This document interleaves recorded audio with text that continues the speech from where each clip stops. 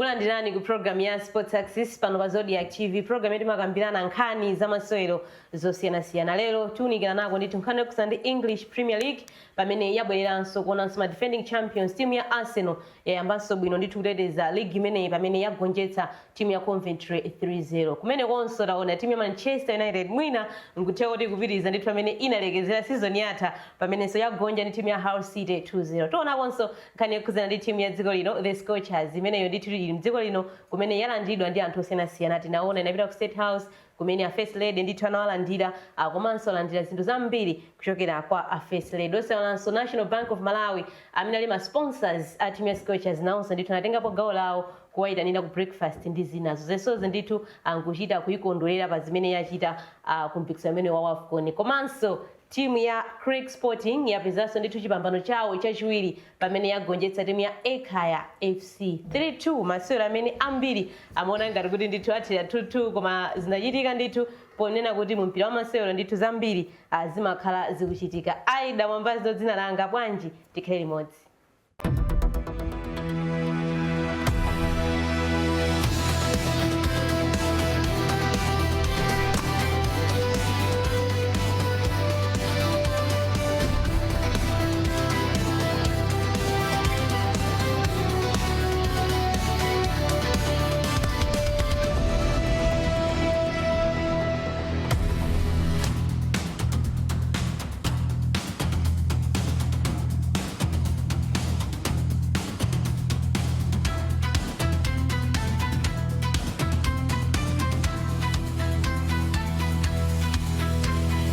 Lelo program yathu ndithu ndi Henry Gome, Anthony Isaiah komanso Kondwani Phiri. Ndikulandire Kondwani Phiri program yathu imene ya Sports Access. Zomwe kwambiri Aida kuti takumanaso mu program imene tikukamba za timu ya Man U kuti mavuto amene mwina analipo last season akwirirabe mpaka afikaso sija linali zikuyambaso ndi matimu ang'ono pezera zoti ajamo ndithu koma mbali ya Arsenal, congratulations. Koma zimayamba choncho. Yeah. Of course Man U ndi choncho. Last time ine kuti Arsenal izitenga championship for kunatso Liverpool. Inayamba so bwino 5 games in a row mango win. Koma zinango yamba kuti gweje. Imene imagweje muka iti. Ujeni Liverpool. So chimodzimodzi Arsenal pano taonena kuti yamba bwino. First game kupambana koma Liverpool yamba ndi draw. Koma Arsenal mungu ita. Arsenal yamba bwino ndi Aston Villa. Oh matero. Yeah, tingotengera kuti mina anzi zathu Arsenal amakhala ndi chikhulupiriro chachikulu. Mumva pompano wina zineno. Haya tikuyembekeza kutenga zinthu 5. Mumpangara gere ndani no. Anthony Isaiah ndikulandire zikoma kwambiri kodi limodzi. Anthony Isaiah ndikulandire program ya Sports Access amaniu inuyo. Manena kuti ineyo ngati mungandikumbutse za Man U pano nikangokambaso china chilichonse chokhuza Manchester United ndi mungondimenya chimbama. Koma tikulandire program.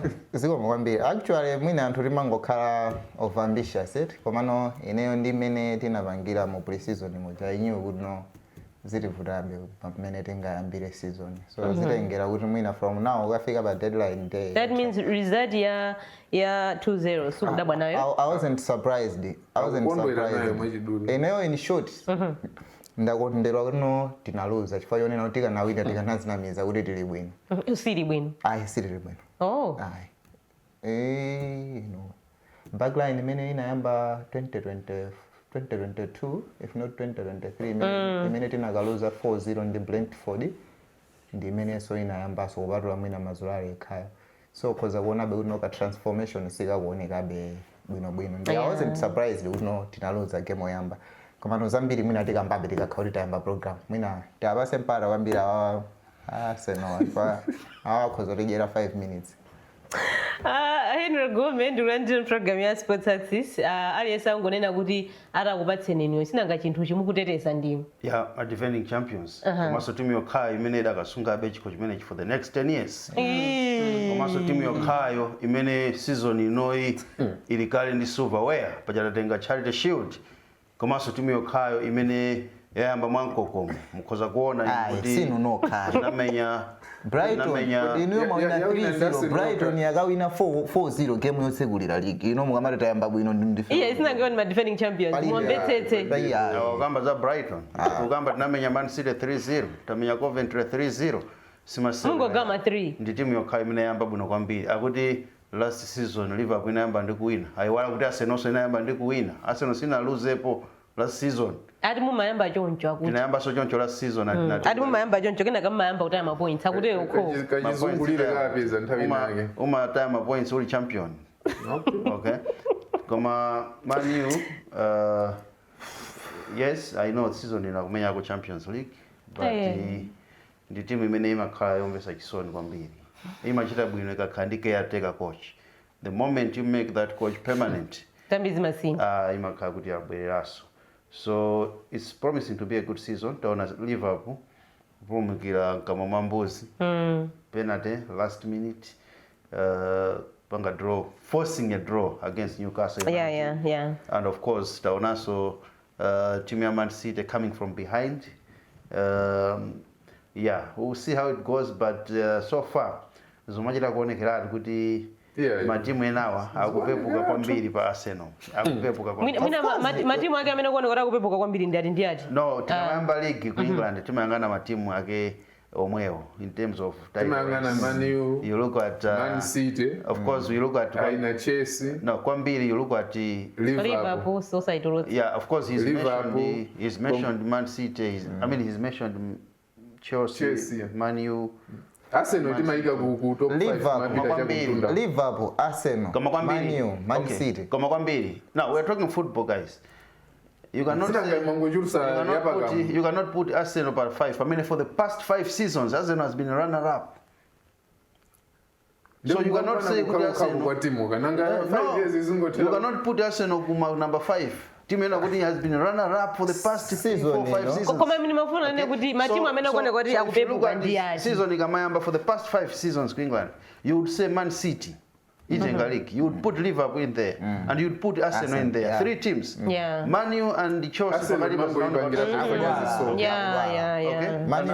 and Chelsea akudwa so if you look at the many season yayambira you look at Liverpool of course Liverpool life without Mo Salah and of course Konate, they have lost 2 of their key players, of course, but still more you would say kuna kuti no ndi timu yana kuti kuonekabe kuti tiona kuti zikhala bwanji Man City life without Guardiola okay tioneso well not as it was but still more tiona kuti zikhala bwanji tamenya kale 3-0 as I've said so we'll see come otherwise it's going to be a good season for the Gunners. Yes, he is right. Season inoyo amina ina chances kwambiri ota khozotenga league ndi Arsenal. Chifukwa mwaona Man City ndiko yono ngobwera kumene. He needs to adapt my players is adapt to his system. Mwabira ku Liverpool ndiko yono ngobwera kumene. Chimodzimodzi mene ndanenera. Kumani ndizono of course coach anabwera last season. Komano mukaona bwino mene yayipangira bansika bajabu zikuoneka ngati no serious so my chances ibe are very low mukapita ku Chelsea they have a new coach chimodzimodzi mene ndanena za Man City and Liverpool so Arteta has all chances onena of course zangoyamba kodi Isaiah amanena kuti ati chinthu chata chisonga for next 10 years mina ngonena uno chifono he is a fan of Arsenal kuti tinene chilungama baba no they have all chances only that they can win it this season. Also, they can defend for the next 10 years. In Man U, team ya bwino kwambiri Man U sinabange defend mpaka 10 seasons. Even Man City, for the last 10 years have been very top team. So they have much chances on no season na kuzochita bwino. Kuposa matimu ena awulu. Koma no City ngane oranga bange defend in 5 or 6 years. Chongo sangala sanchone na kuti masupporter Arsenal endolimba ntimu. Andali ndi chikhulupiriro andambiri mwina ndazibusa anthu apapo. Andi chikhulupiriro chachikulu. Ngome ndinobusa. Mafuso tumani ya tama season ngati. Kodi Mungu wangiza ku Man U mina tu awatu ndi Liverpool. Chabwino amene ndithu ndamene ndina on program ya Sports Access Henry Gome Anthony Isaiah komanso kondwani phiri kungoona kunkhana kuza ndi English Premier League zayamba bwanji aliyense akuona ndithu ndimene timu yake yayambira kuchokera last season zinatha motani komanso pakadali pano tikuyembekezera zotani. Tibwerere kumudzi kuno kutengera kuti timu ya dziko lino ya Scorchers tayiona ndithu wiki yatha yalandidwa ndi anthu osiyanasiyana. Tinayiona kuchokera ku airport amalawi ambiri kusangalala nayo komanso kubweranso first lady amene anayilandira ndi anthu osiyanasiyana kuphatikizapo nduna za boma osewalanso kunena kuti timu imeneyi inapita kunja kumeneko kumene yakachita bwino yamaliza ngati ma runners up ampikisano amene wa AFCON kumenenso amabweranso ndi ena amene amayitsatira osewalanso farm president Fleetwood Haiya. Ndiye tinaona ndithu wiki yathu yomweyo anapita ku State House kumene anakonzera ndithu nkhomaliro first lady komanso kuwapatsa zinthu zosiyanasiyana. Zina mwa izo 5 million kwacha kuchokera kwa president a dziko lino Peter Mutharika kupita kwa osewera ena aliyense komanso mphatso zina kuchokera kwa first lady Gertrude Mutharika awapatsanso komanso nduna za boma nazonso zaperekako 25 million kwacha zimene ndithu zikupita kwa osewera amenewo. Sizokhazo tinaonanso ndithu a National Bank of Malawi amene ali ma sponsors anaperekanso ndalama ikwana 500 million kwacha kupitanso ndithu kwa osewera a Scorchers. Ndiye tikhoza kunena kuti ndi anthu osiyanasiyana amene achitapo ndithu limodzi nkhani yake ndikusangalala ndi achievement imene yachita timu imene ya Scorchers. Tiyambe kumeneko Henry Gome zambiri zachitika wiki yatha. Of course tingakwanitsa mwina kunena chimodzi koma mwina tikuwanyadira onse amene ayikapo ndithu gawo limodzi. Isaiah ndiyambe ndiweyo mwina ndizofunikira motani kuwathokoza osewera athu amene akuchokera ku AFCON kumene achita bwino. Mwina ndingonena uno mmene zinalili tsiku limene lija ambiri mwina tinakondwa kwambiri. Mwina timafika ku airport I think it was around 12 koma tinali tapeza anthu atadzadza kale ku airport kuja and even musi mmene timapita mmene timachina apimasi achina samba 18 nkuno anthu osatadzadza kale. So reception itself inandionesa ngati mwina anthu aja tinapanga motivate tiye tisiye za ndalama pambali koma like zimene tinawapangira atsikana zinayi zinthu zonena kuno zapamwamba inuyo munali uno munali ndi timu ija munamutsika munaona bwanji uno anthu mene anadzadzira ku airport anthu ena ndoti mwina amangofuna kuti mwina akangoyigwira ndege akuchedwa mwina tingowaminya timenye ndege mwina anthu atulukamo.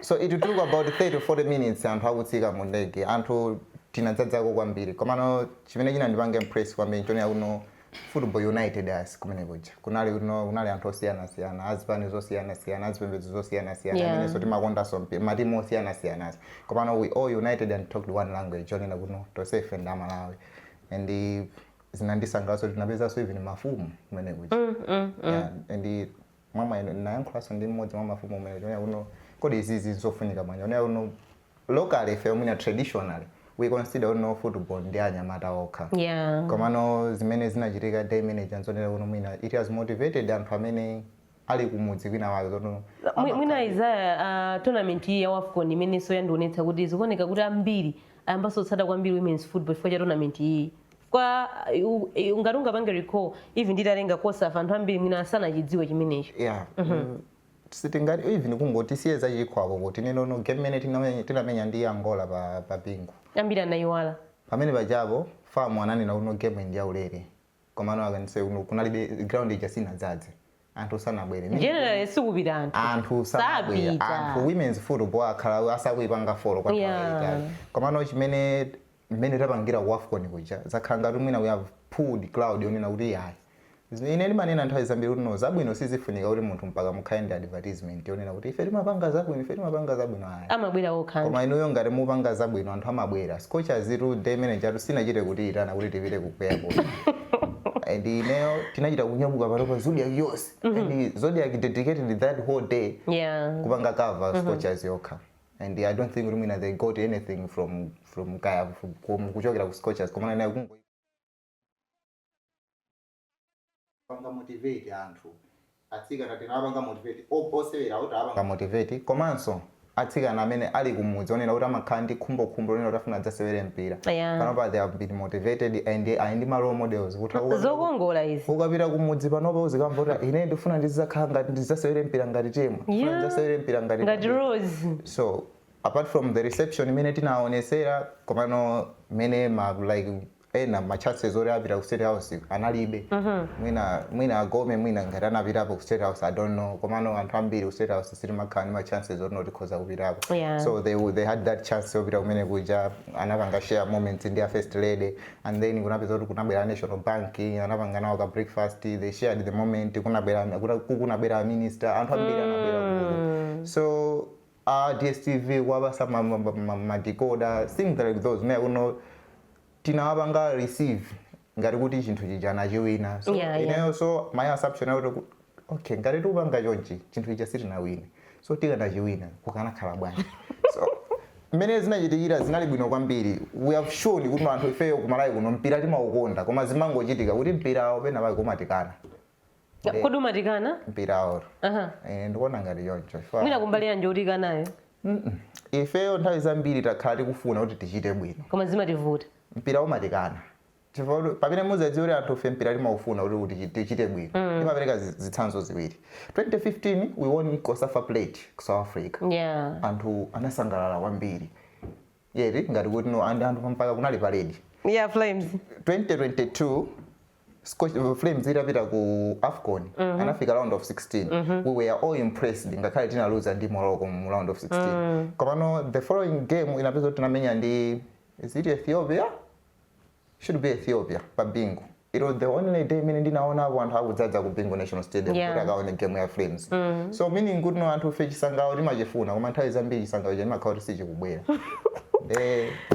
basi mene zachitika mzungu ufunika we need to build from that and then tipange proceed uno mwina tienda morani tisabwerereso mbuyo tikhawe tupita chitsogolo kono ni phiri amina zoyankhula ndi zambiri amene wayankhulira mwa Isaiah kunena kuzokuzana ndi National Bank of Malawi DSTV First Lady ndi zina zoterozo koma mwina kuwalandira as coaches ndi okhutira ndi mene alandidwa ndi anthu osiyanasiyana kutengera ndi zimene anachita ku AFCON ndipo 100% ndinokhutira mene amalawi awalandira asikanathu kuchoka ku Morocco zimaonesa kuti mwina even amene anatenga cup imene ya Cameroon amadabwa mwatife tinawina di game ikapena zathu ndi amene awina ku Malawi iwo anawina pa ground komano mene talandirira iwonso mene alandira kwawo kuzioneka kuti kunoko is overall taapambana so ukaona mene zinayambira even atangodusa quarter final dusa semi final amalawi ambira naye ndi chimwemwe kuti timu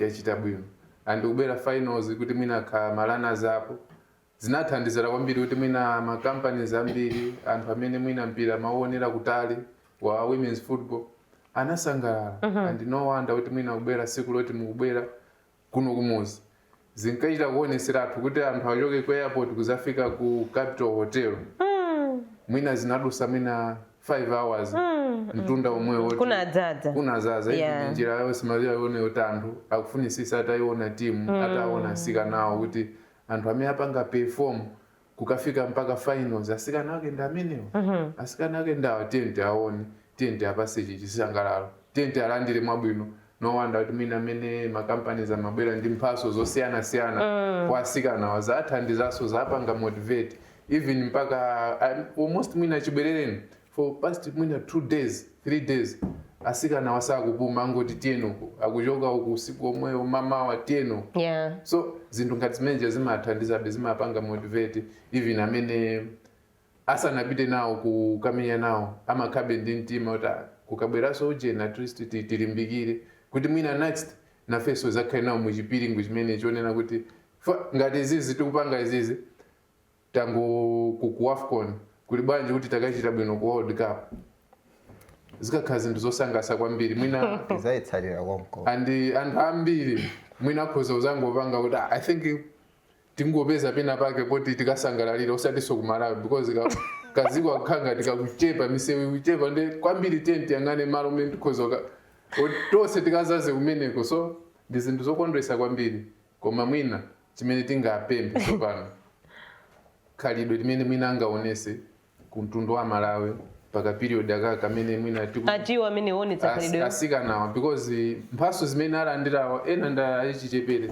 asikanawo kuti mwina kuchoka so ma families onena kuti akusungidwa adakali manja mwa makolo ena mwina zimatheka limanja mwa makolo koma kumene akukhala kumwina akukhala okha so kandrama kakuoneka kochepa m'maso kapena mufika koma kwasikana ndrama ende sina jebe ndi ambiri ngati sazitenga bwino zipezeka 5 million kwaje mwina so plus so ukaona kuti mene alandiriramu dziko la alandira andira athokoza lapanga appreciate and iwo akapanda kuzitenga bwino apezeka kuti njira imene alambula iwowa paka period akapezeka zoti ku World Cup ku Brazil kukuzapita munthu oti sanapite wina wangolambula ku AFCON kuti timu iyi taipangisa kuti ipange qualify koma ifo yamwina behavior imene social behavior imene ingakhaleko paka period akakufikira chaka chamawa zipezeka ena kulimbikira konkuno lokale ndikuzapezeka mu squad atengedwa next year ndikukapanga perform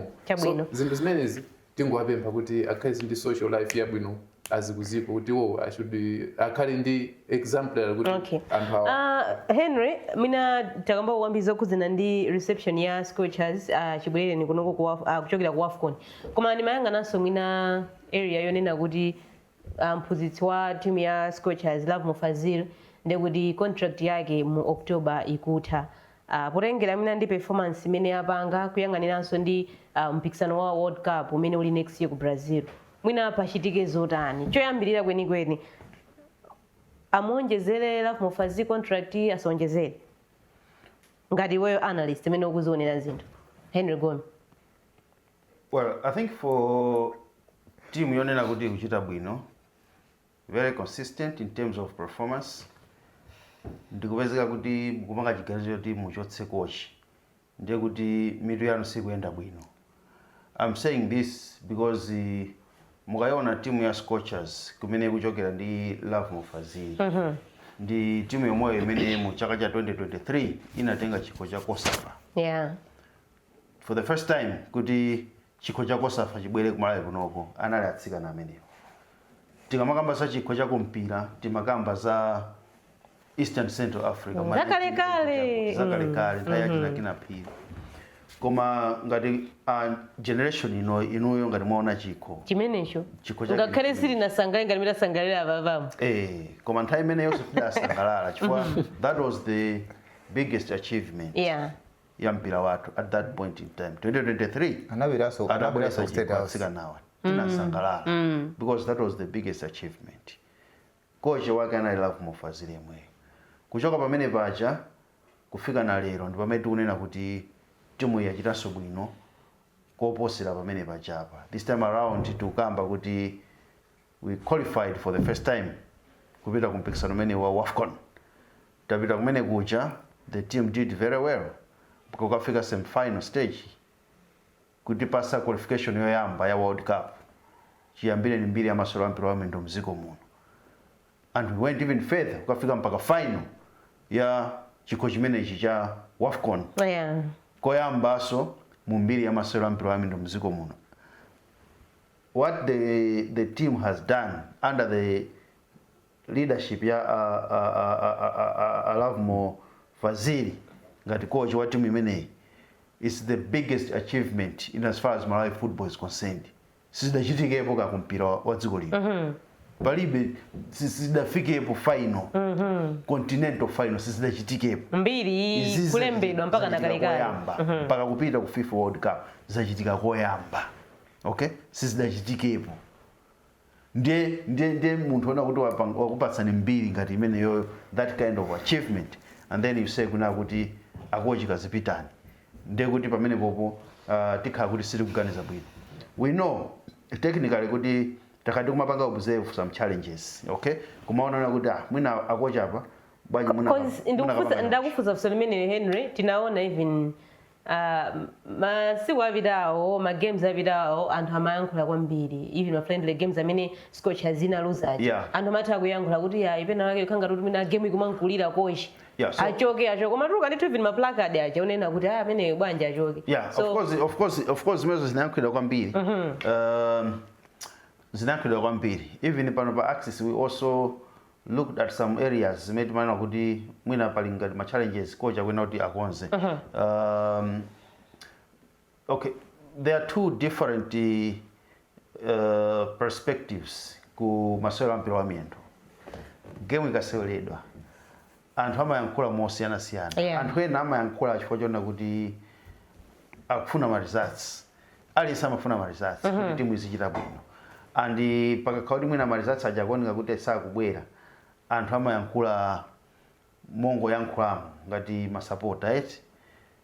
And then pali gulu lina limene timazayankhulano ngati ma analyst kuti mpira uja tikuona mpira uja kuti bwanji takonza apa, bwanji takonza apa. Okay? Because nafeso mpira uti mauziwa. We understand mpira mmene umakhalira. Now, if you look at Football Association of Malawi, anaona kuti okay, coach ali bwino. Okay? Is the same coach amene wati winisa kosa fambuyo. Is the same coach amene wati tenga kupita ku AFCON, Love Mufasiri. Okay? Of course, mwina panga kufunika pena ndi pena kuti mwina upangiri wina. So they brought in Sudesh, who is a football strategist, South Africa, Amakapa, Soccer Africa on Super Sport. He came in, I think, with the other guy, just to beef up the squad. Yeah. The team of AFCON. Okay? So you can actually see it's the same coach, Love Mufasiri, but Football Association of Malawi said tingo onjezerapo upangiri wina. At least timu ikamapita ikhale kuti technical panel ndiyo olemelerapo. And timaona zimenezi kwina kulikose. If you look at the technical staff or technical panel ya matimu, pamatoka even anthu 10. Yeah, yazima dero ndi. Mwina wala anthu 15 akuti imene ndi technical panel. Okay? Pamene pajapa ndi kuti anthu aja kugawana nzeru. Ena ndi data analysts, ena just strikers trainer, ena goalkeepers trainer, ena, all those people to form the technical panel. So that's what the Football Association of Malawi did. Let's beef up the technical panel pamene timu kupita ku AFCON. Now, panopo tikunena kuti akochi contract yawo ikuta. Coach Love Mufasiri akwena kuti ntchito apitirize. Okay? Matero? He has done very well.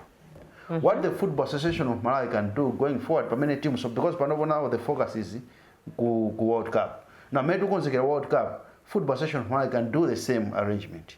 Just as they did many teams in Mapita AFCON. Okay? Just to beef up the technical panel. Kuna kuti tikhale ndithu ndi anthu ena kuti they are able to see my areas onse. Ndikumamuthandiza coach. Because coach uchatu amathandizidwa. Coach uja sikuti chicho samapanga ine. Akuti Guardiola. Amakandi anthu behind him. Uzaone pepa chapa game cheka kwitima pamabwera pepa chapa ama babwa zazunguzimo za munongonesa.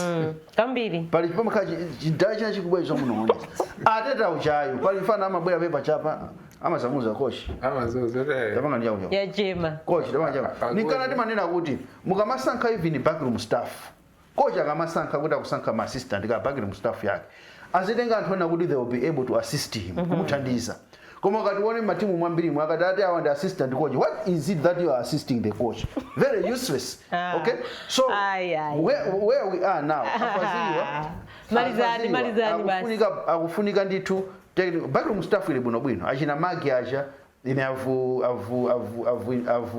I've seen the team train. I've interacted with them. I've seen how they work. Okay? So backroom staff ndiye bwino because they are able, they are able to assist the coach. Komano upangiri umene unachitika mene timu imapita ku AFCON, the Football Association of Malawi ikuyenera kuti iunikire poso. Okay? Kaya jina sude shomwe tufuna kuti khale yolemera yona kuti ikamapita azikadi kuna kuti ma areas onse game mene imaena kukhala kuti timu ichite chipambano. They are able to focus on those areas. Chabwino ko manena kuti ndinena nimafanda kufuse undifusa koma manena kuti wamaliza wamaliza kungoonjezera pazimene wanena Gome kuti kubwera kwa Swedish zinathandizira kwambiri andi mu chipambano ambiri amasangalalamo andi umakhanga ati ndi wawina aliyese mwana ukamachita bwino makhazi kuti aliyese amasangalala koma kulephera umakhanga ati wamasiye kupambana kwathu even ziko la South Africa mana zoti chifukwa cha ife munthu wathu why akuziwa zoti kaupangiri kamene atenga kwa ndani South Africa akuti munthu wawo wake akuti munthu wawo ndamene wathandizira so scotias kuti ichite bwino so what I'm trying to say ndionena kuti ediko chetu muchisangalalo You're free to listen or not. anthu ambiri amakondweramo and ambiri amabwera kuzasangalala so penaso afamu tiapemphe kunoku mpira wathu wa women's football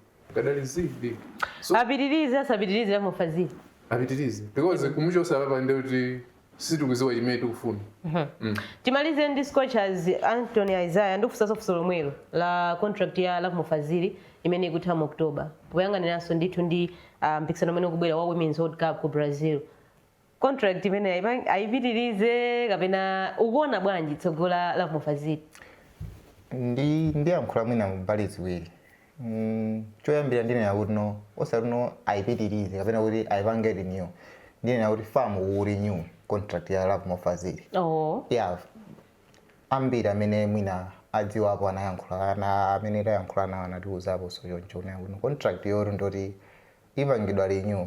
Komano when it comes to renewing a contract sizimangokhala za lero ndi lero kuti basi amene takupasani contract iyi sainani ayi.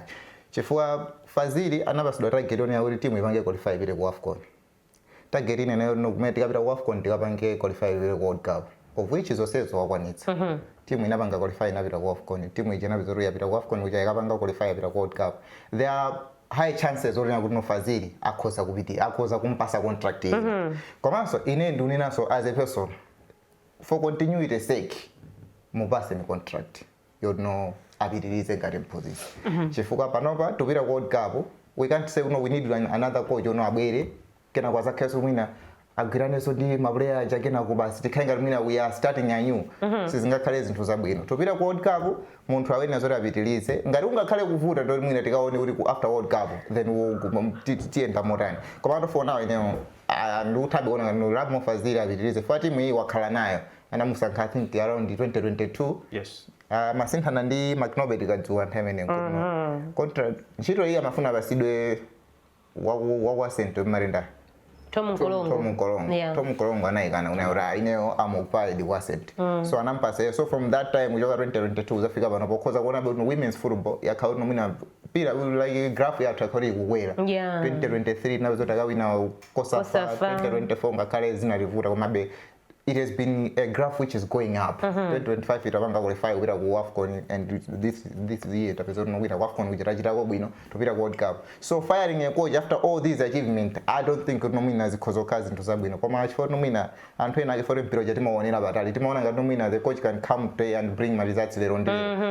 No sizimatheka zimene zichazo. And chimene imandisangalatsa nchonena kuti no famu ndi high hope in Love Mofazili.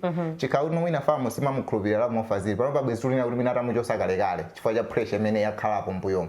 Anthu akhala ninapo hala musiko chiwabwino muchose this and that. Koma no famu inaona kuti no ife ndiponso ndikumbuka kuti anandinaso interview yake free to do haya nani yakuti ngale kumalayi kuno tili ndiko chiwabwino kuti no akhoza kuitengera patali Scorchers. Even recently waninaso nina kuti apanga tsogolo alengeza kuti tsogolo yake ndura anthu asapange phuma sinangazikweza kuti aliyesa kungokamba zomwe contract si chinthu chongonena kuti lero ndi lero kuti takupasa usaine kumakhala maligo terms kuunikira zina ndi zina zoti mupange ngati timu komano ma chances alipo no akhoza kupitiriza ngati mphunzitsi wa Scorchers. But tipa nkhani ya Scorchers yomweyi takamba nkhani yokhuzana ndi reception imene atsikana apasidwa very good reception befitting of the heroes because those are our heroes. Okay, those are our heroes. What those girls have achieved palibe so osewera crop ina iliyonse ya osewera mpira wa miyendo mziko muno imene inapangapo achieve zimene zijazi because mbuyo nanga inu anafika po AFCON final nda alikuwa anafika po ayi koma tingonena chilungamo. So these are our heroes in as far as Malawi football is concerned. Palibe crop ya osewera kaya ndi kwa zibamboku anafikapo pa level imene atsikana wafikapo. Now we have seen the reception very good befitting heroes. We have seen the monetary rewards mene zikubwerera National Bank as a sponsor ayikako 500 million kwacha kuti atsikana kuwapanga reward. We have seen the first lady the president through the first lady she did announce kuna kuti apanga reward atsikana osewa ma 5 million which is very good. We have seen NBS also they came in could have 7 million and of course Football Association of Malawi obviously now sakuika kondrama. So izizi ndi zinthu zabwino kwambiri because we are rewarding the success imene atsikana apanga and going forward I think it now gives a good picture now kuti kumpira kuti kama zona kuti kumpira kuli ndalama if you do well I mean you'll be rewarded so yes so this is exactly what we have seen. Secondly, tikuyangana zona kuti timu yathu sopano ikupita ku World Cup. Now we have heard statements kuyambira ku State House kumene anapita a first lady Tiyamikire. She said no ife tionesesa na kuti timu iyi zosowekera zonse zimene akufuna pamene akukonzekera kupita ku World Cup tipereke. Budget ndi very good. Tiyamikire kwambiri a first lady ngati a patron na team. And secondly tiyamikire so kwambiri National Bank sponsor anabwera ndikunena kuti no ife pamene tikupita ku World Cup sikuti timu itisiya tionesesa timu iyi ikonzekere bwino.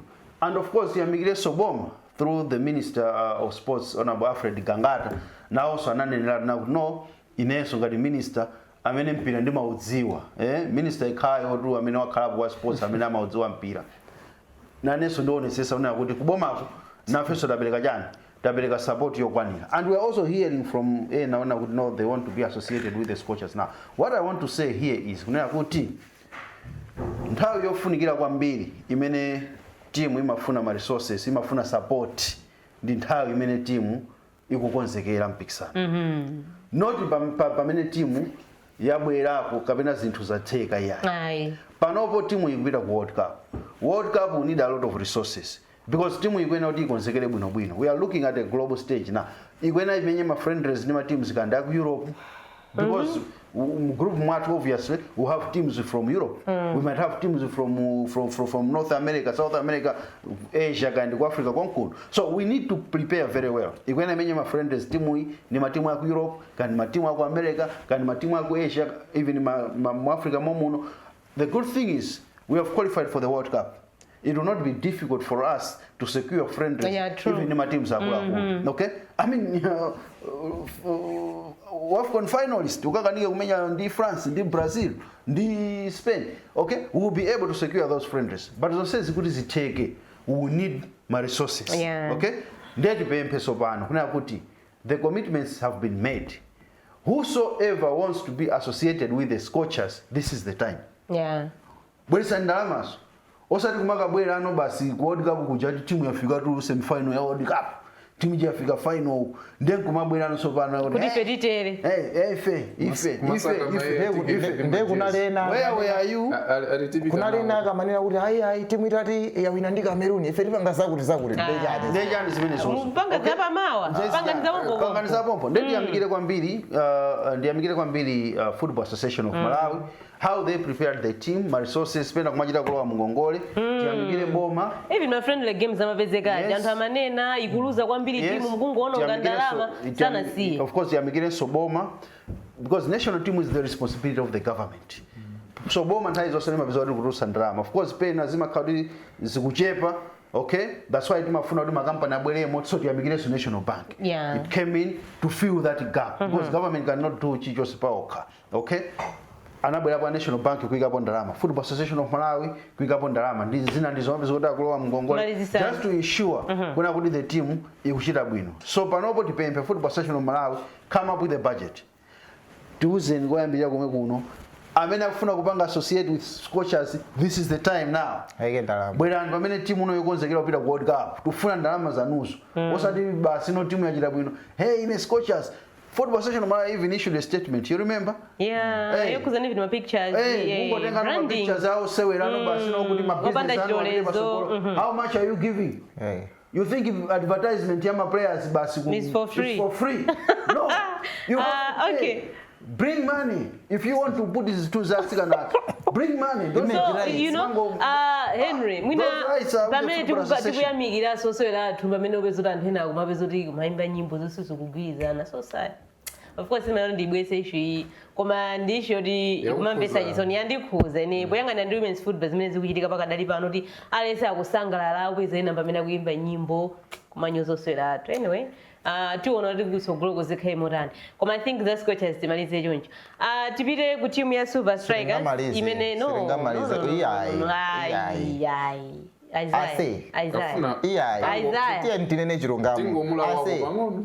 munthu ene iwe ukhoza kutchuka posanena chanengative chilichonse cha munthu wina posanyoza munthu wina aliyense ukhoza kutchuka as long as iwe ukuimba chinthu chabwino ndi zabwino. So this is not a time when kuti tizibwera panopa kuti not ufuna fame basi munthu tizikhala busy umanyoza munthu wina wake chifukwa chake pali zinthu zambiri zimene tingapanga zoti tikhoza kutchuka ngati afuna kuti atchuke ndi zinthu zoyipa akhoza kungopita pansi onse amene atchuka akupereka zinthu ku Scorchers sanatchuke mwina sakufuna kutchuka ndi zinthu zabwino akhoza kungopita pansi paja mkuvula basi anthu akhoza kumuona atchuka pamene paja sungapite ngoyimba nyimbo zoyoti utukwane munthu kodi kupeka nyimbo kuvuta ngati suvuta tentisiye sitikukakamiza munthu kuti ngati suyimba umangidwa aruye apolisi sakumanga uyimba aliyese amene sakutulutsa nyimbo. Zimenezo ndizokhudzana ndi timu ya Scorchers. Tipite ku timu ya Silver Strikers Ladies imene pakadali pano ili ku Botswana kumene ndithu ikusewera COSAFA qualifiers, timu imene kuyimira dziko lino kutenga kuti anali akatswiri a National Bank Women's Premiership League yokhayo imene ndithu ili kwathu konkuno ku Malawi. So masewero oyamba anapambana ndithu ndi timu ya Costa do Sol 2-1. Costa do Sol imachokera ku Mozambique, pamene masewero achiwiri agonja ndi timu ya Mamelodi Sundowns kuchoka South Africa kumene agonja 3-0, pamene masewero otsatira ndekuti asewere ndi timu ya Singizini Hotspur kumeneko ndithu ku Botswana. Tikaona ndi mmene yayambira timu ya Silver Strikers mina tikuyembekezera zotani kapena tithoyipanga rate motani kutengeranso ndi magames amene asewera Anthony Isaiah. Draw imene inachitikira matimu amene anali ndiopsa mu group mwathu moja inali Mamelodi ndi Costa do Sol. So ifeyo tinayamba bwino nkuwina ndi Costa do Sol chongo wina game manager chalipa sima chances zoti tifika semi final. We have all chances on kuti tikhoza kufika semi final komano zitengera kuti no ndi Hotspurs tizamenya bwanji for now also ni ma debutants ngati ifeyo. If we win against Hotspurs not definitely we are going into semi finals chifukwa we win one. If it happens by miracle good no Costa do Sol yamenya Mamelodi Sundowns. Miracle. That's why I'm saying if, and this if should be in capital letters. If it happens by miracle zachitika kuno zachitika by miracle kuno mwina ya Costa do Sol yamenya Mamelodi Sundowns, we will still have my chances onena kuti ifeyo tipanga qualify titalita imenya Hotspurs for no the tie breaker imene akuyuza kwambiri head to head ifeyo tinayimenya Costa do Sol 5 ndipanopa kuti muone pala kuteba yombe no ngakhale goal difference ya Costa do Sol ili bwino usiyana ndife we are so goal difference head to head yathu ili bwino zitengera kuti game yathu tatawina tikauno ikhozo kati muyamba kumalawi kunoko no yamenya mu CAF Champions League CAF COSAFA qualifiers ngafika semi final. So Silver Strikers have all chances there. Tivomereze kuti chaka chino cha women's football abazungoni sauti anthu fail we can just shift let's our accept kuti iyi ndi fact this is a fact that as a country we have to accept kunena kuti panopa chinthu chimene chutipindulira kwambiri it's women's football and Silver Strikers yapita umene ngati ma debutants tosefe sina abase chance yone kuti mwina Costa do Sol akaime for Costa do Sol last time they reached semi final. The previous year anafika ma finals mpaka na loser finals.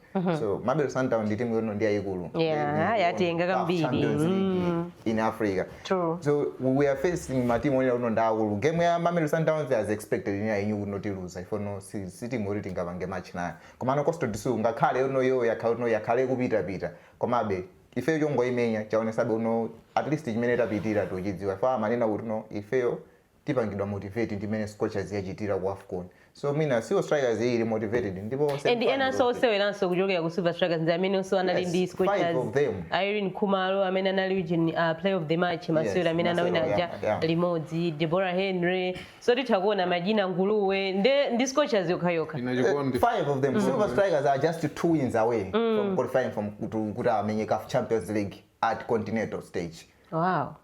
Angoina uri akawina ndi Nsingizini yoyo ndo zakhono azamenya semi final ndi team manager sizeba number 2 mu group B mu other group I don't know group B akazakumana ndi mene which is definitely mwine khozo khaija ku Zambia ija mari Escondola girls so ndi team yono mwina they have been at this stage for some time komano mukakhala mwina mupanga prepare bwino mukhoza kuwina. So Silver Strikers yayamba bwino and the tournament iyi kuoneka wide open kwa iwo kuti mwina khoza panga qualify for Champions League.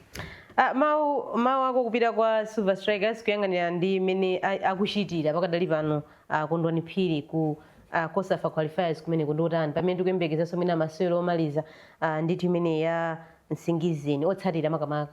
Yeah, malingana mwina ndi nthawi ndingonena kuti timu iyi tikuifunira zabwino zonse and I hope ipanga bwino idusa stage imene anthu ambiri timayembekezera because kwakhala kukupitako ma teams m'mbuyomu ma games mwina awiri amakhala zoti abwerera koma kubwerera kwake kumakhala zoti zigoli zikuchokera pa 8 kumapita msogolo so kudzola zigoli. Silver Strikers ladies bravo mwakwanisa zimene mwina Malawi sitimayembekezera. You have reached beyond our expectations so komwe kaja kuchokera ku Scotias kakupitirirabe ku timu ya Silver Ladies.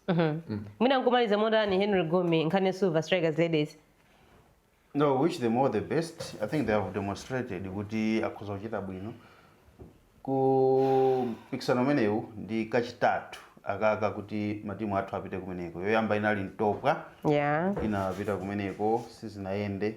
Inazapita Ascent chaka chathachi. I think sizinayende sana wine so game ina yose. Apa pita Silver yawinako game at least. And apa ndi mwayiona kuti akhoza kufika semi final. Ndi timu imodzi imene ili ndi osewera abwino kunoko ku Malawi. Mukaiona ku Scotias kuja we are talking of 5 players. Okay, ajina Irene Khumalo mwana wachabe kwambiri dead ball specialist. She scored a very beautiful goal. Yeah. Similar to the one she scored ku Kosafa, you remember. Anajinyaso chigoli cha bwino ngati chimene cha free kick. So ndi timu ina kuti kupereka chiyembekezo. Katimu kamene katsalaka ndikota kuzoka nyenya ndikaku Swaziland ukati Manzini chani Singizini. Yes, kakulandira zigoli zochuluka kwambiri. Tijamwe. So ndiku inendi ndichilimbikiso ndikupha nakuti tijamu mene mumu. Tijamu. And the Silver Strikers ikoza kufika ndi to the semi final. We wish them all the best. Sure.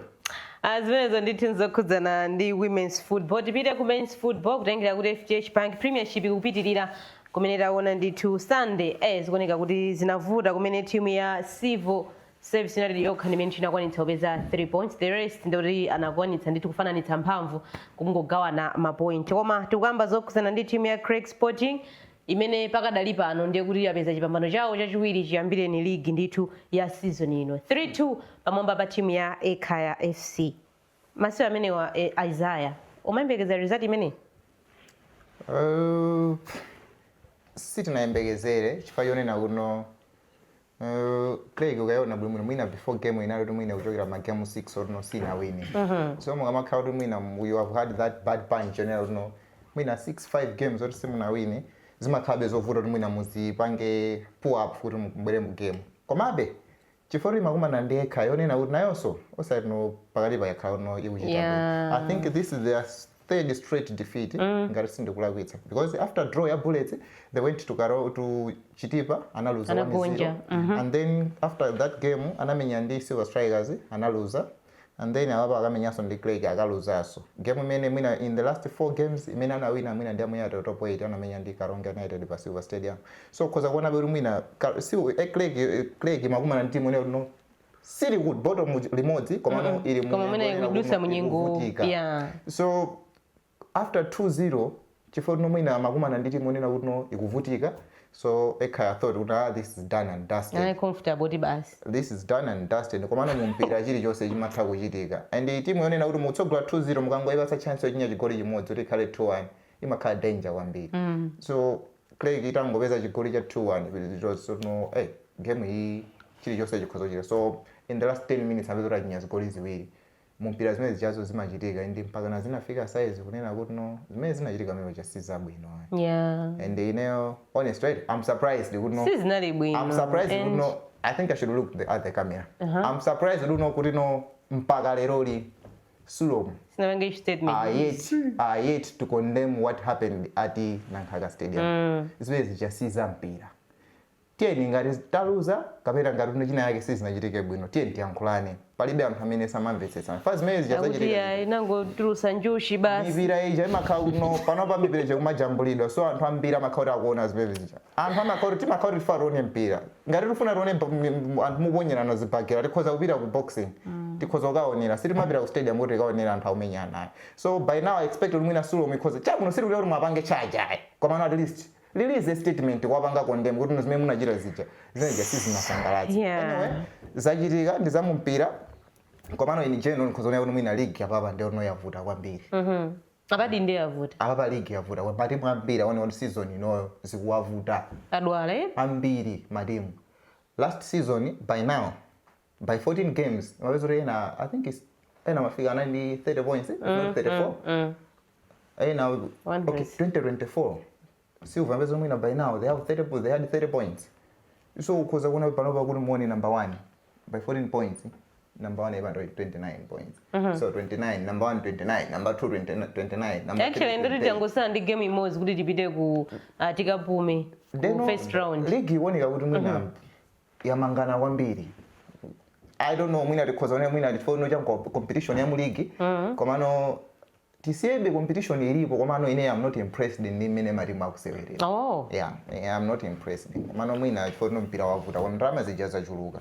So palibe pamene akulola kuti no 200 million zona kuti yachuluka kwambiri. Komano ndisabwino kunena kuti no we should have that competition ene na kuti matimu aliyesa amakumana ndi timu ina aja. Azidziwabe kuti no sikakhala silver silikawina on silver plate. Chabwino Henry Gome tinaona timu ya Silver Strikers pakhomo kufanana mphamvu ndi timu ya Dedza Dynamos imene timaona ma games ambiri season ino samatha kutengetsana komanso Luana ndi Bullets iso nawonso osagwetsana chigoli chilichonse. Magame amaonekanso kuti anakungana ndithu draw ndimene yabwera pamenepo. Yeah, of course. Very competitive season because if you look at results imene akumabwerera you would actually see kunena kuti matimu ambiri ali bwino. Isaiah kuti mwina mpira suli bwino kwenikweni pa ground. But I'm looking at it kuti matimu ambiri ali bwino. That's why muona kuti it's not business as usual. Na kuti Bullets ikumana ndi Luana and then ndio tikatenga ma points. Iwina ndi Bullets, Silver ikumana ndi Dedza. Silver iwina. Actually Silver ndi Dedza. Yamatengetsana. Dedza ikakhala kwawo umavuta. Of course akapita pa Silver inali game yabwino. Silver imaja bwino. And imayika monso zigoliso zambiriso. Kuti ndajamalimbana pa Dedza aja but you can actually see the result imene yabwerera lero. So it's very competitive. Matimu ambiri ali bwino. If you look at matimu zonse amene alowa kumene mu Super League, you're talking of Red Lions, Masters, Mitundu Luana, onse panopo ali mu top 8. Mbuyo musizi makhala choncho. Matimu amene alowa kumene amapeza kuti nthawi ngati Noi ali kumusi kwenikweni kwa league. But you can actually see kuti onse panopo ali mu top 8. So it's a very competitive season. I should agree with him. For the first time, patatenga nthawi itali kwambiri. I don't even remember when last.